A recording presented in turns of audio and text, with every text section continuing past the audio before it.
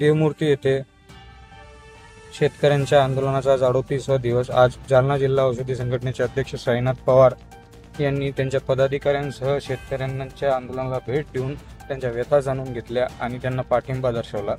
तसेच आंदोलनासाठी आणि शेतकऱ्यांसाठी दिलीप राठी यांनी एक फोन करावा, 5 मिनिटात सगळ्या दुकानं बंद करून टाकू, असं देखील त्यांनी यावेळी सांगितलं. आणि औषधी संघटना खंबीरपणे शेतकऱ्यांच्या पाठीशी असल्याचं त्यांनी म्हटलं आहे. दिलीप शेठ राठी यांच्या नेतृत्वाखाली शेतकऱ्यांनी जे गेल्या 38व्या दिवसापासून ते सगळे याच्यात आहेत.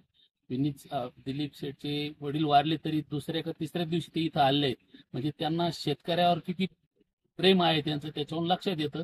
परंतु मी सुद्धा एक शेतकरी आहे. अगोदर मी शेतकरी आणि मग संघटनेचा अध्यक्ष आहे.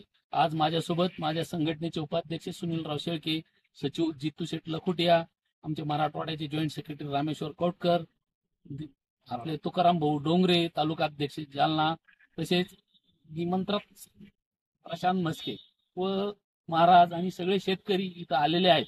तर मित्रांनो, तुम्हाला एकच सांगतो, ज्या दिवशी दिलीप शेठ आम्हाला फोन करते त्याच्या 5 मिनिटाच्या आत आम्ही सगळे यंत्रणा ती जी म्हणतील ती समजा.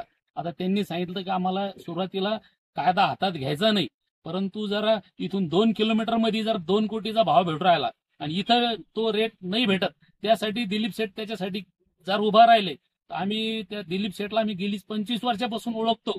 त्यांनी एखादी गोष्ट ठरवली की ते शेवटपर्यंत फायनल करतात. तर हे शेतकऱ्याचं नशीब चांगलं आहे की एक नेतृत्व चांगलं भेटलं आपल्याला. त्यामुळं हा कार्यक्रम चांगलाच होणार आहे आणि आम्ही प्रत्येक याच्यात सोबत राहणार आहोत.